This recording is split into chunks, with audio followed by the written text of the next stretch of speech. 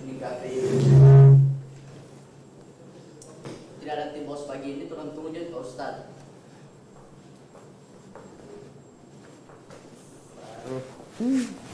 Bos. Assalamualaikum. Waalaikumsalam Pak Ustadz. Apa kabar? Pak izin Pak Ustad. Oh iya, masih suasana lebaran ya? Masih lebaran kan? Dan masih tetap dengan protokol kesehatan. Jadi karena sudah di ruangan, Lepas masker. lepas masker, tapi jarak tetap dijaga. Tetap jaga. Belum boleh sentuh tangan ya. Boleh. Ya, bagaimana Teh Bos, apa kabar?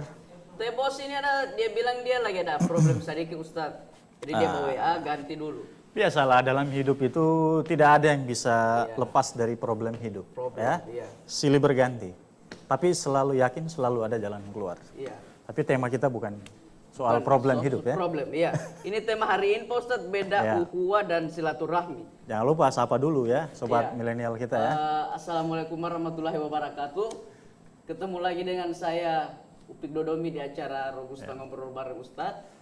Bersama saya Upik Dodomi dan Ustadz Nanang Masaudi. Ya, bagaimana itu beda ukhuwah dan silaturahmi Pak Ustadz? Baik ya, jadi inilah tema kita. Ya, karena kan baru-baru ini kan masih rame silaturahim ya. Silaturahim.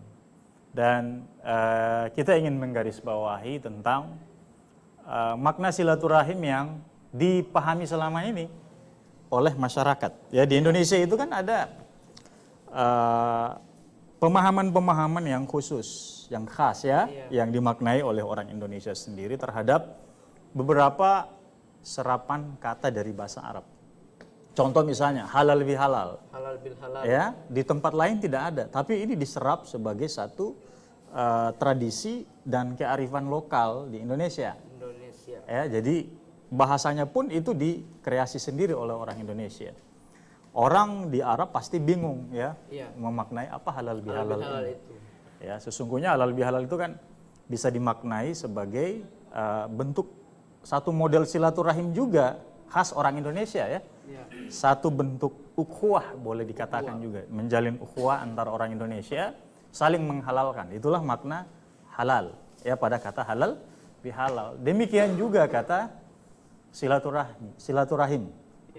Ya. Dan perlu diketahui ya, Bro Upik ya, Brother Upik ya. Ya, perlu diketahui bahwa apa yang diserap dari Arab itu ke dalam bahasa Indonesia, kalau di bahasa Indonesia silaturahim itu dimaknai dengan apa ya, menjalin persahabatan begitu ya, menjalin persahabatan atau persaudaraan. Tapi sesungguhnya kalau itu dimaknai secara letterlik atau secara harfiah, ya. Tapi terminologinya sendiri sesungguhnya para ulama ya memberikan makna yang sedikit berbeda dari apa yang dipahami oleh orang Indonesia. Silaturahim. Satu hal yang barangkali juga perlu kita koreksi ya. Ya, walaupun memang ini sudah umum digunakan ya, yaitu penggunaan kata silaturahmi. Kira-kira mana yang benar, Bro Upik? Silaturahim atau silaturahmi? Silaturahmi. Dia kalau Upik sering gunakan kata apa? Silaturahmi kalau saya. Silaturahmi ya. Ini kan perlu kita bedah secara sederhana aja ya. Sesungguhnya kata silaturahim itu dia terdiri dari dua kata ya. Dia digabung menjadi satu frase, kata silah dan rahim. Ya, rahim. Rahim itu kan salah satu sifat Allah, Maha Penyayang kan? Ya, kemudian dia berakar pada kata rahim juga. Ada kata rahimun, ar-rahim, ini kata rahimun. Silah dan rahim, ya ini punya arti masing-masing juga. Silah itu menyambung. Ya, sedangkan rahim itu adalah rahim yang rahim ibu ya.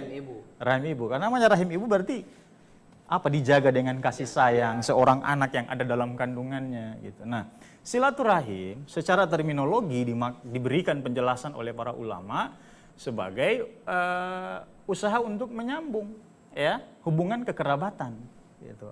Kekerabatan ini nanti kita bahas ya, kekerabatan yang mana sebenarnya. Nah, itu sesungguhnya. Dan kata rahmi ya yang sering yang digunakan oleh Bro Upik ini Sesungguhnya dia tidak semakna dengan kata silaturahim. Silaturahim. Nah, rahmi sendiri kan rahmi sendiri kan itu dimaknai sebagai apa ya? Rasa yang dirasakan oleh seorang ibu ketika melahirkan, rasa sakit ya. Gitu. Jadi itu sesungguhnya kalau ingin memaknai kata rahmi itu berbeda dengan kata rohimun. Rahimun. Rahmi beda lagi artinya. Ya, dia menjadi semacam satu keadaan yang dialami oleh seorang ibu ketika melahirkan. Ya, gitu. Jadi ini sekedar koreksi aja, ya. Ya. Jadi yang sering menggunakan kata silaturahmi, Silaturahmi. ya sebaiknya mengembalikan, Di silaturahim. ya posisi itu pada frase yang sebenarnya. Sebenarnya. Sumber bahasanya adalah bahasa Arab. Ya. Ya. Nah ini Pak Ustadz ada pertanyaan. Silaturahim hari raya sudah silaturahim kemana saja Ustadz? Oke, jadi kalau saya sih ya memaknai silaturahim itu adalah hubungan antar kerabat ya. Ya. Nah, jadi kalau yang ditanya kalau Upik tanya ke saya sudah silaturahim kemana saja ya alhamdulillah ya saya ini silaturahim ya dengan istri, dengan anak ya, itu pasti ya. Dengan ibu ya. Ya. Ibu mertua gitu. Keluarga yang dekat dengan Saudara. Ya, kalau ditanya itu ya. Iya. Gitu. Tapi dalam kondisi dalam kondisi kita sedang Pandemi. ya pandemi seperti ini kan pergerakan kita kan terbatas. Iya. Biasanya kan keluarga bisa ngumpul banyak di rumah ya. Bahkan satu hari itu pun sebenarnya di hari raya itu tidak cukup kita gunakan untuk menghabiskan seluruh keluarga untuk kita datangi ya, untuk kita kunjungi. Mesti mau list dulu bikin jadwal. Iya, padahal ini kan baik silaturahim kan? Bukan silaturahmi ya, Silaturahim. silaturahim. Ya, rahim. Jadi bukan rahmun. Rahim. Iya. Nah ini juga apa makna silaturahim dan ukhuwah agar kita bisa melihat perbedaannya? Ya. Jadi tadi itu yang saya gambarkan tadi. Ya. Jadi saya sudah sampaikan tadi di awal soal silaturahim tadi ya. Iya. Silaturahim. Jadi sesungguhnya yang dimaknai silaturahim itu adalah membangun atau menyambung hubungan kerabat saja. Yang sering disebut dalam Al-Quran itu ya, wa'atidzal qurba. Ya, jadi yang harus selalu kita dahulukan dalam pergaulan itu, dalam berhubungan kasih sayang itu, harusnya orang paling dekat. Sehingga silaturahim itu sesungguhnya hanya berlaku kepada orang yang hubungannya dekat secara nasab. Kalau saya ketemu Bro Upik hari ini, kira-kira ini silaturahim atau ukhuwah? Kalau saya silaturahim. Nah, sebenarnya ukhuwah. Oh, ukhuwah. Ya, karena hubungan nasab kita tidak dekat, ya. Ya, jadi tidak terikat oleh hubungan nasab yang begitu erat, ya Bu, sehingga tidak disebut sebagai kerabat. Nah, kerabat itu kan ada kerabat dekat, Dan kerabat ada jauh. kerabat jauh, Iya. ya. Gitu. Kerabat jauh siapa, kerabat dekat itu siapa. Nah ini kan yang perlu kita pahami sama-sama supaya kita paham apa itu silaturahim dan tahu bagaimana mempraktekkan itu silaturahim. Ya jangan sampai selama ini yang kita sebut sebagai silaturahim justru itu sebenarnya menjalin ukhuwah. Contoh misalnya ada pertemuan reuni, katanya silaturahim ya sesama alumni. Sebenarnya itu bukan silaturahim. Cuma kumpul-kumpul saja. Iya, kumpul-kumpul. Jadi sehingga itu penting bagi kita memahami siapa kerabat kita. Ya. Sehingga ada perintah Rasulullah dalam satu sabdanya, ya, ta'allamu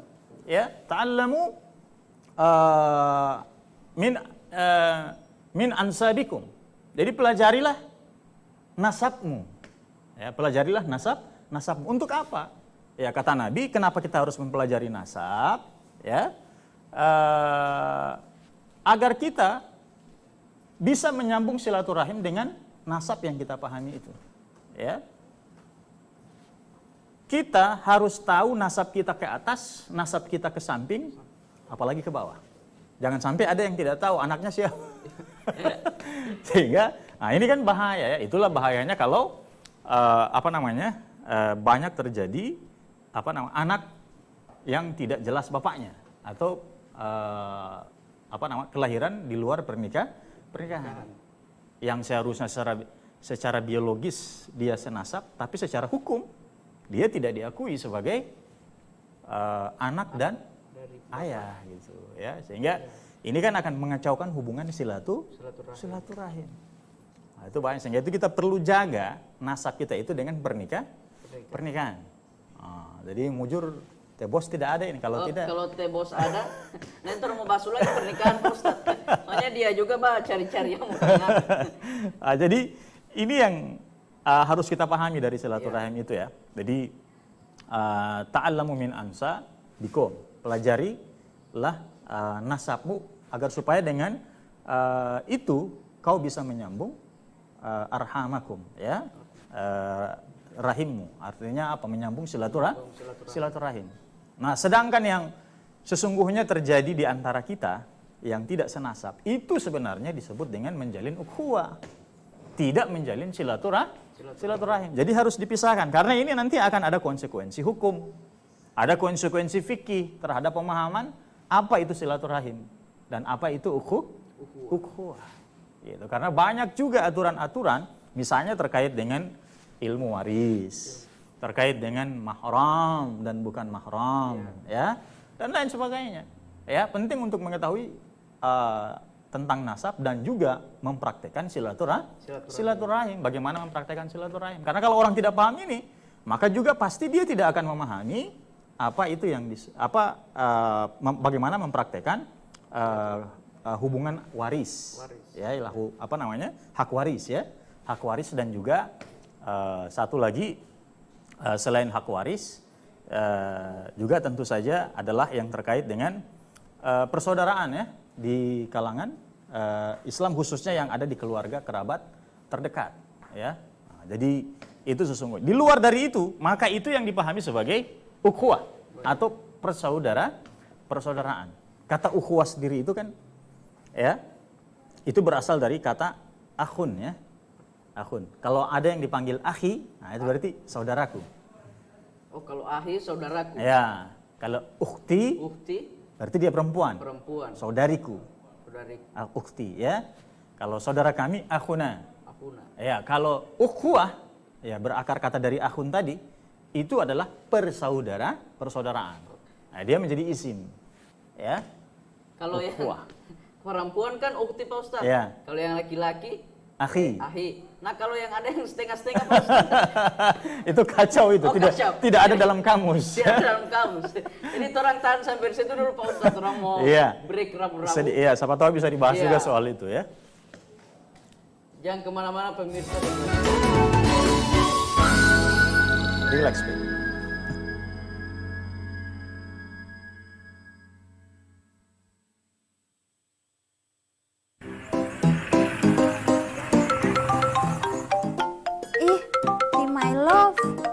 Halo Beb, lagi di mana?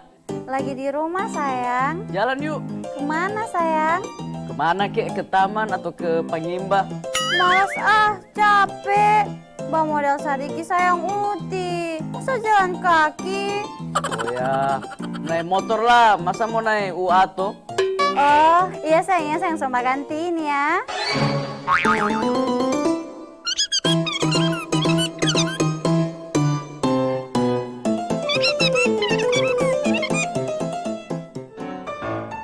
Indomie goreng jumbo, nasi goreng, ayam lalapan, roti bakar. Pesan apa sayang? Air putih Jo. Kenapa bawa air putih?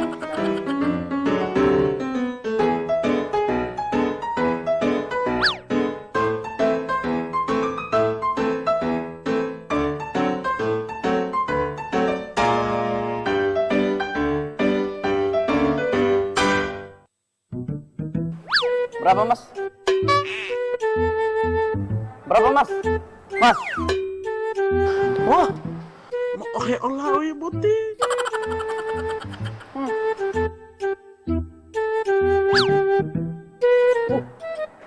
Mana nota lo badan keuangan?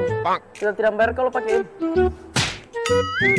Terapai keuangan pas otak sistem semua di sini. Tidak, kita mau yang terkorporasi atau yang tacap dari badan keuangan.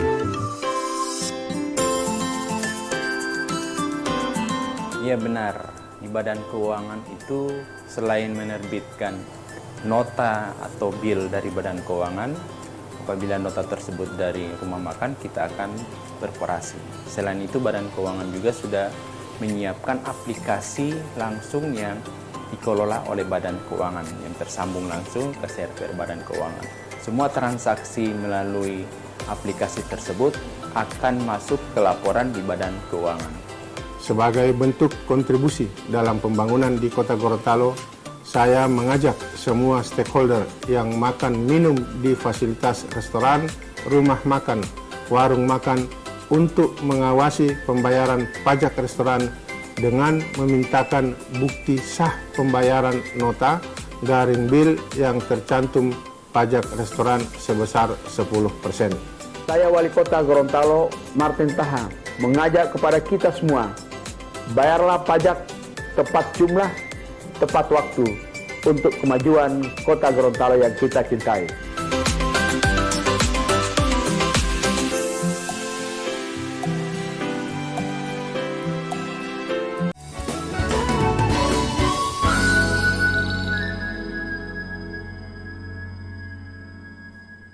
Ya sahabat milenial, kembali lagi bersama saya Upik Dodomi dan bersama masih Ustadz Nanang Masaudi di acara Robusta Ngobrol Bareng Ustadz. Nah ini Ustadz, siapakah yang dimaksud kerabat dalam silaturahim itu?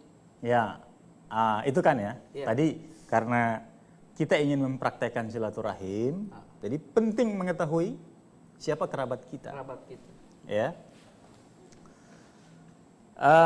Tadi perintah Rasulullah adalah ta'allamu min ansa bikum, pelajarilah nasabmu. Nah, ini kalau di Gorontalo kan sudah jarang orang yang mau belajar nasab ya. Iya. Nah, coba kita saja sudah tidak tahu siapa kakek kita di atas kakek. Iya. Kalau Upik masih tahu siapa kakek ketiganya. So tidak tahu itu di luar jangkauan kalau soal itu. Tapi kakek di atas bapak masih tahu ya. Masih tahu. Nah, itu disebut kerabat itu. Ya, jadi itulah yang disebut kerabat. Ya, bahkan yang dianjurkan oleh para ulama itu sampai pada kakek yang ketiga atau keempat. Ya, jika kakek yang ketiga keempat mereka punya keturunan, maka itu kerabat kita. Tapi kita ingin mencoba membagi ke dalam dua kelompok besar ya. Ada kerabat dekat, ada kerabat jauh.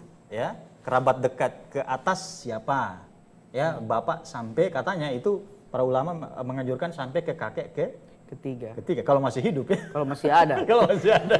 Sudah tidak mungkin ya. Iya. Gitu misalnya Upik bin Fulan bin DP senior lagi. Iya, gitu. Sudah tuurnya ya di atas ya. Nah, yang di samping ini kerabat, keluarga inti. Ya, ke samping berarti ada saudaranya bapak, ya, saudaranya ibu ya. Iya. Ada anaknya om, anaknya tante. Ke bawah ya ada anak-anak cucu gitu. Ya, samping kiri kanan. Nah, inilah yang disebut dengan kerabat. Ya, para ulama memang untuk memahamkan kita tentang siapa kerabat yang harus kita sambung kasih sayang atau silaturahim itu memang sedikit terjadi perbedaan pendapat ya. Ya. Ada yang mengatakan yang jadi yang menjadi mahram kita, artinya yang tidak boleh menikah dengan kita itu adalah kerabat. Nah, ada yang memahami dari sisi pembagian hak waris. Yang masuk dalam garis lingkaran hak waris keluarga kita, itulah yang menjadi kerabat. Nah, tapi secara lebih luas ya, ini pendapat umum ya, bahwa kerabat itu adalah siapa yang terikat hubungan nasabnya karena pernikahan dengan kita. Ya, misalnya om kita menikah dengan siapa, itu jadi kerabat. Ya, anak kita menikah dengan siapa, itu jadi kerabat keluarganya. Nah, itu bisa dipahami secara luas seperti itu. Ya, tapi kalau misalnya ya kita orang Gorontalo, ya, kemudian sama sekali tidak memiliki nasab dengan orang yang di luar Gorontalo.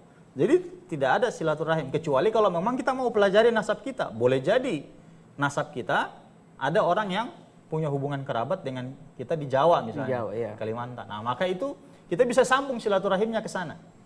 Tapi kalau tidak ada, berarti tidak ada silaturahim. Bukan silaturahim namanya. Kita hanya menjalin ukhuwah saja. Nah, jadi itulah yang dimaksud dengan kerabat ya dalam lingkaran silaturahim kita. Nah, kalau ini tidak dipahami berarti kita tidak punya sulit untuk mengamalkan yang namanya silaturahim. Sedangkan silaturahim itu sendiri ya, itu dikatakan oleh Rasulullah ya, man ahabba ayyabsuta rizqahu, siapa yang ingin ya diluaskan rezekinya, auyun saulahu fi atharihi ya, falyasil rahimahu. Kata Nabi, siapa yang ingin dilapangkan rezekinya, diluaskan rezekinya, ditunda ajalnya atau dipanjangkan umurnya, falyasil rahimahu, maka sambung silaturahim. Siapa yang tidak mau rezekinya lapang? Dan siapa yang tidak mau ingin berumur panjang? Nabi memberikan satu rahasia. Perbanyak silaturahim. Sambung silaturahim. Nah, masalahnya kita tidak tahu nasab kita siapa kan? Iya. Nah, bagaimana kita mau silaturahim? Bagaimana kita ingin memperluas silaturahim? Nah, oleh karena itu penting sekali dalam topik ini kita sama-sama memahami ya, perintah Rasulullah untuk mempelajari ta'allamu min ansa bikum. Ya. Nah, Pak Ustadz, ada juga pertanyaan sikap apa saja yang harus kita lakukan untuk menyambung hubungan kerabat? Ya, jadi kita sudah bicarakan apa itu silaturahim, apa itu ukhuwah. Kemudian siapa target silaturahim kita? Di luar daripada kerabat itu, kita menjalin ukhuwah. Yang perlu kita perjelas lagi, bagaimana Islam ini mengajarkan kepada kita agar supaya hubungan silaturahim itu tetap terjalin. Bagaimana akhlak terhadap kerabat? Bagaimana akhlak kita terhadap yang bukan kerabat? Gitu. Apalagi kalau kerabat itu memang keluarga inti kita ya. Gitu. Nah, ini kan banyak sekali. Kalau bicara soal ini berarti kita sudah berbicara soal akhlak muamalah ya, dalam urusan muamalah. Gitu. Nah, khusus dalam rangka menjalin silaturahim ini, ya ingat silaturahim itu jangan dimaknai sempit hanya saling mengunjungi saja.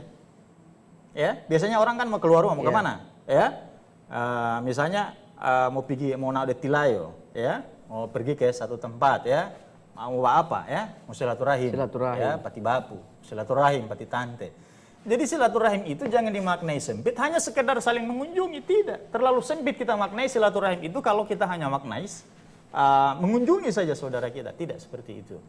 Itu hanya satu bagian akhlak dari ikhtiar kita untuk menjaga silaturahim. Yang paling penting itu adalah kalau ada hubungan silaturahim yang sudah lama putus, ya, kemudian kita sambung silaturahim, itu silaturahim yang paling utama. Itulah yang dimaksud oleh Rasulullah, menyambung silaturahim itu. Ya, karena silah itu kan menyambung, menjalin. Rahim itu kan kasih sayang. Ya. Jadi itu sebenarnya kalau kita mau maknai, ya, apa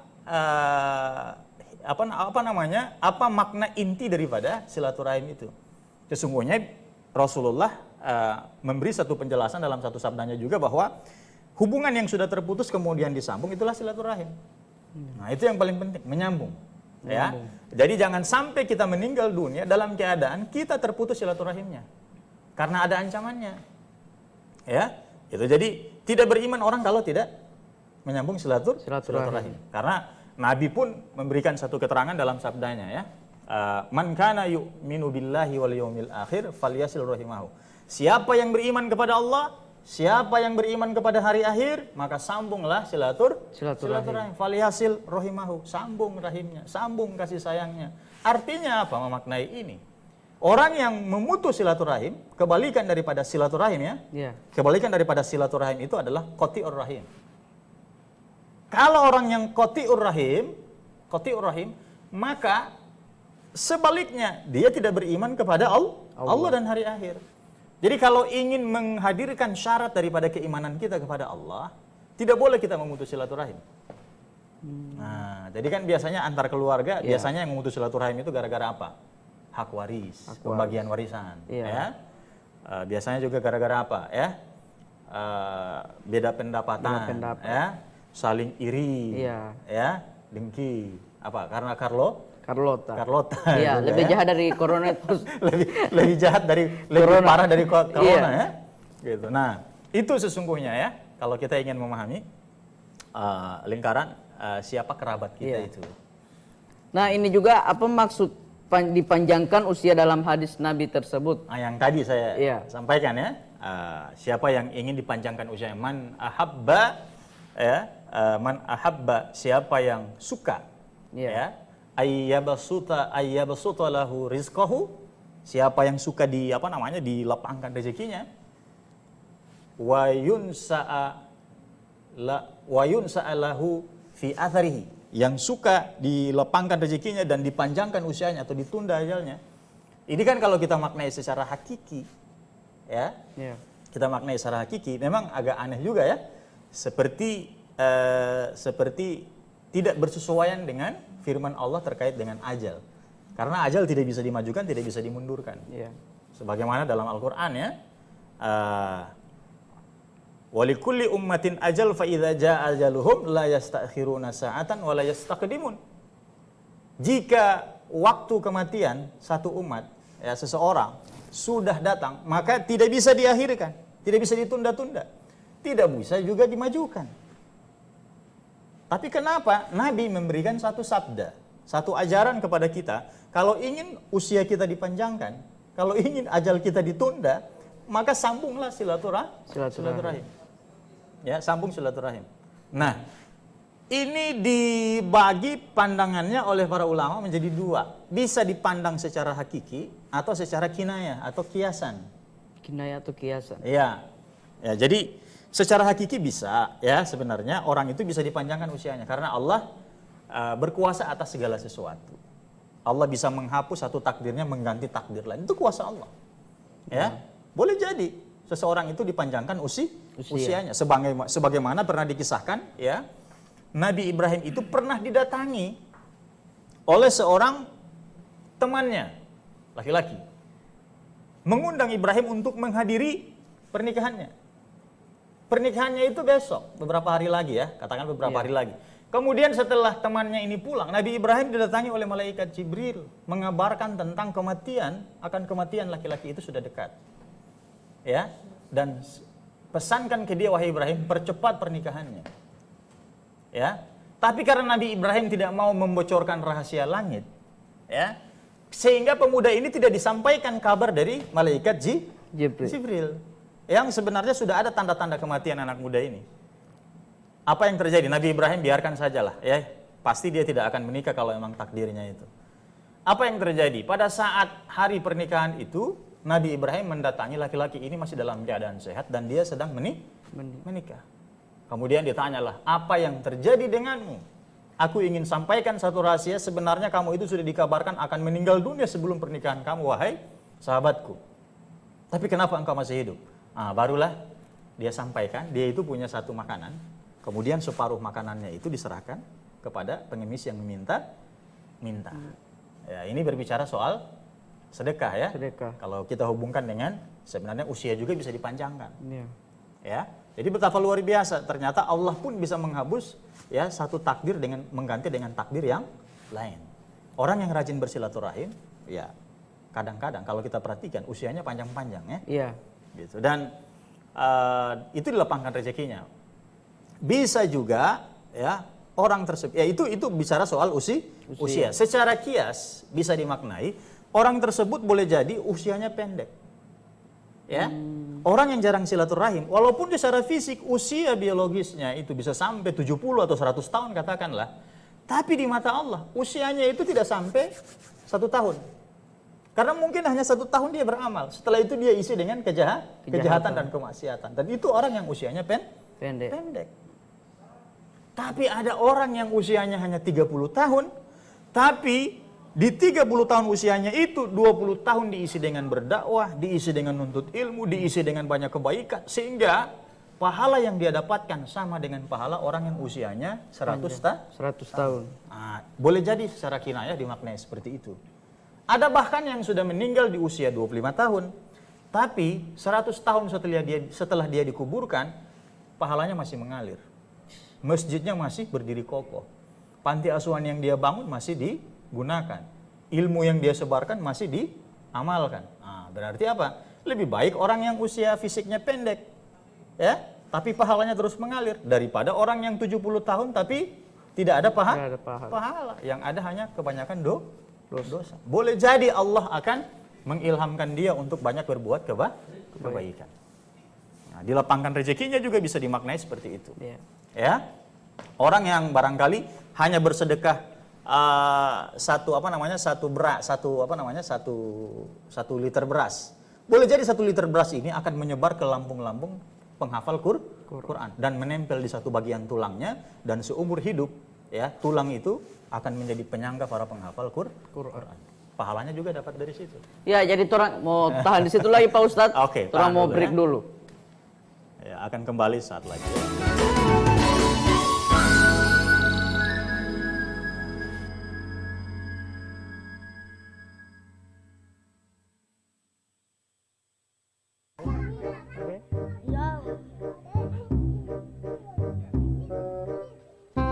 Alhamdulillah, kita dapat otomobil. Dapat otomobil kita apa? Mama, dapat saya mama, dapat oto. Tuh saya mau telepon dulu, Mama. Halo. Betul saya yang dapat otomobil. Iya, benar. Mohon segera transfer biaya pengiriman melalui nomor rekening yang kami cantumkan. Oke, sekarang.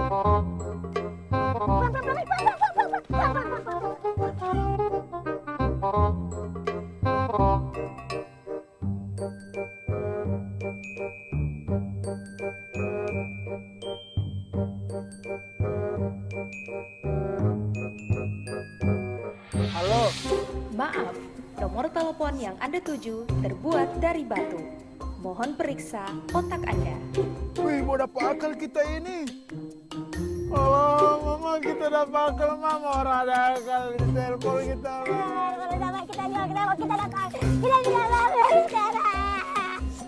Kami menghimbau kepada seluruh masyarakat di Provinsi Gorontalo agar mewaspadai tindakan penipuan dengan modus menjadi pemenang di berbagai program undian gratis berhadiah.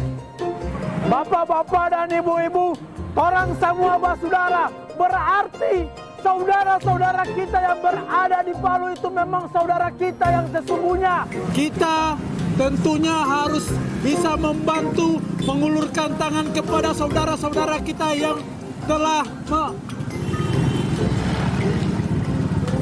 Terima kasih, Pak.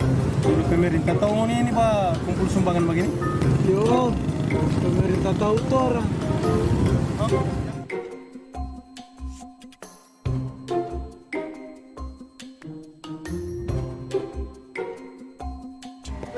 Bukan dia yang meminta sumbangan tadi? Oh, iya, so dia ini. Woi, pengen bilangin HP itu doi. Setiap kegiatan penggalangan atau pengumpulan dana dan barang yang dilakukan oleh lembaga, organisasi, individu, masyarakat, dan lembaga pemerintah dan swasta harus menyampaikan surat pemberitahuan ke Dinas Sosial Provinsi Gorontalo dengan mencantumkan nama lembaga, organisasi, tujuan pengumpulan dana, waktu pelaksanaan, dan tempat pelaksanaan. Hasilnya dilaporkan ke Dinas Sosial Provinsi Gorontalo.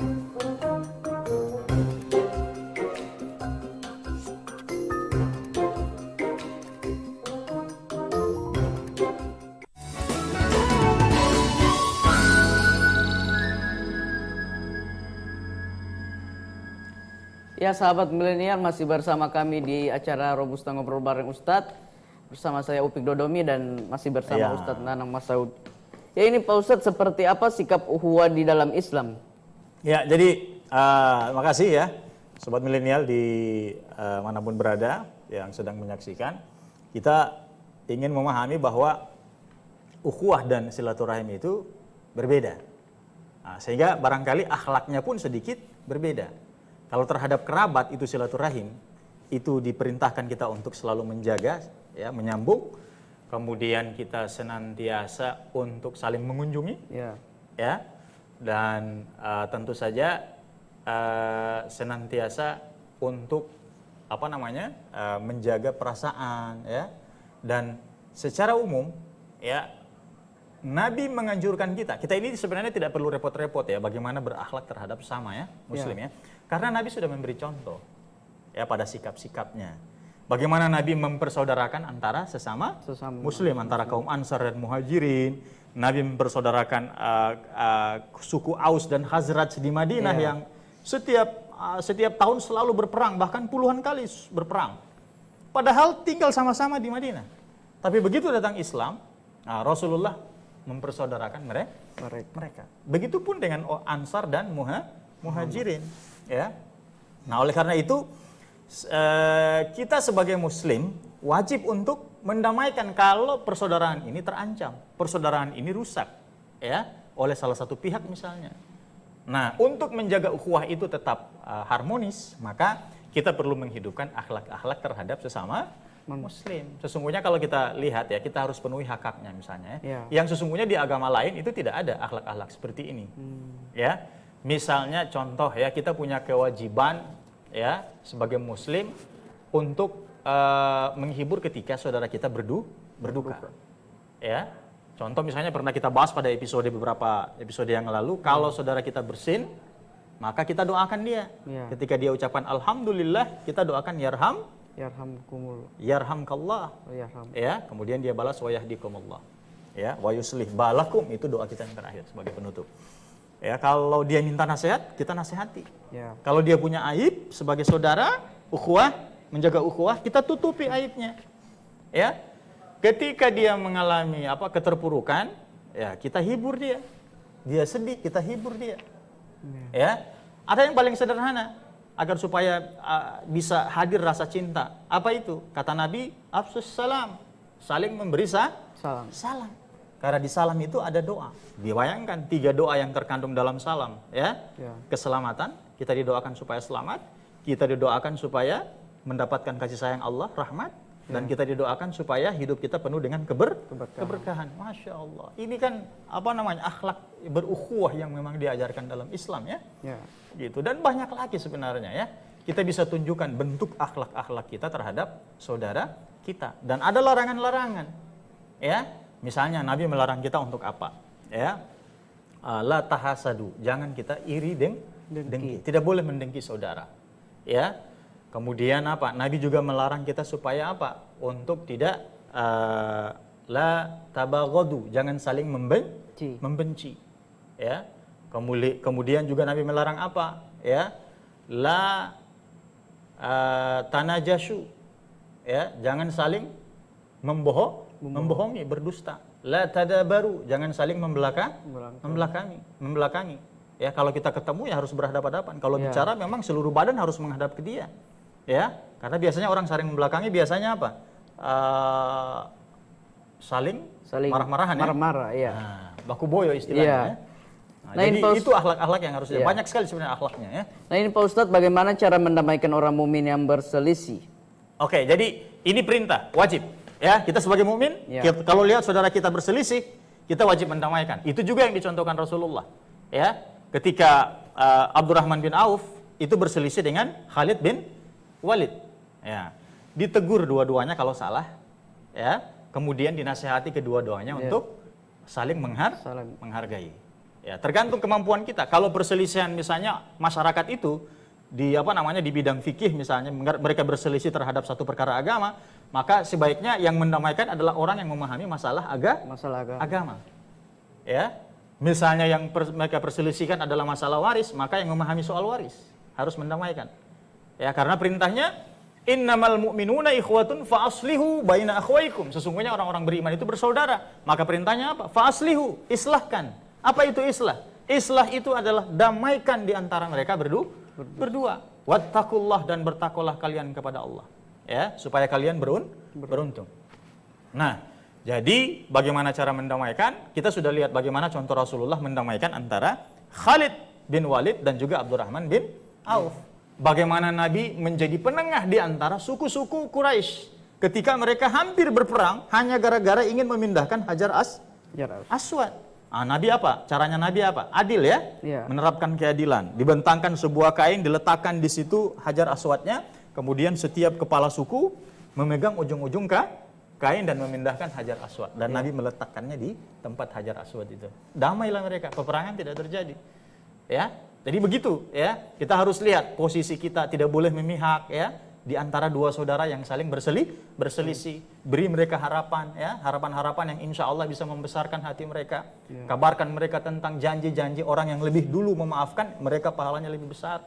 Siapa yang lebih dulu menyapa di antara dua orang yang berselisih, maka dia mendapat kemuliaan yang paling tinggi di sisi Allah.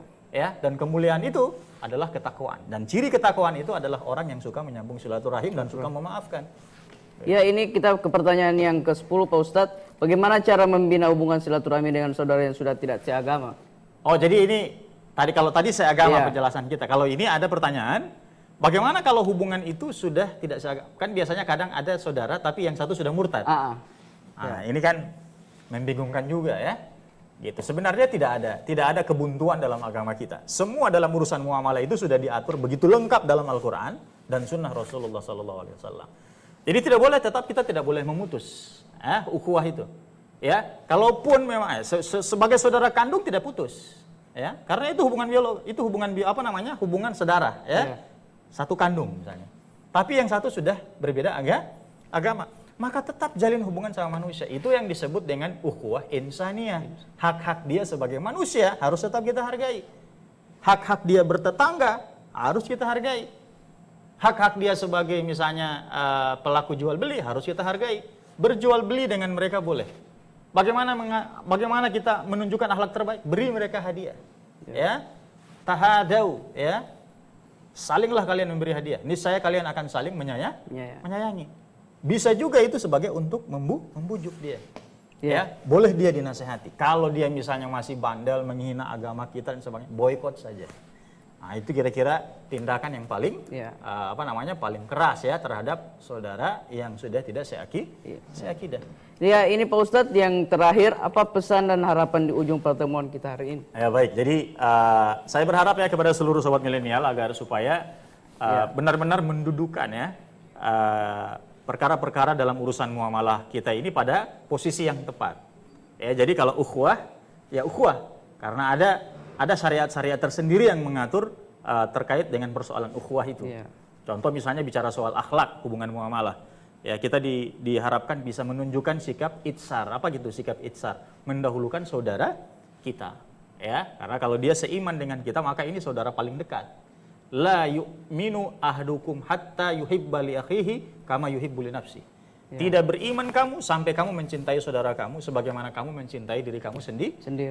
Sehingga kalau kita cinta kepada saudara kita sama dengan mencintai diri kita sendiri, maka apa yang kita inginkan pasti juga kita tidak rela kalau tidak didapatkan oleh saudara kita. Dan itu sudah pernah ditunjukkan oleh sahabat dulu ya, ketika Nabi meminta salah seorang sahabat menjamu seorang tamu. Padahal dia tidak punya makanan, hanya ada makanan untuk anaknya. Dan dia minta kepada istrinya, jangan hidupkan lampu penerang di rumah kita karena ada tamu yang mau makan. Biar kita lapar, supaya tamu tidak lihat kita dalam keadaan tidak sedang makan. Padahal mereka hanya pura-pura membunyi-bunyikan piring makan.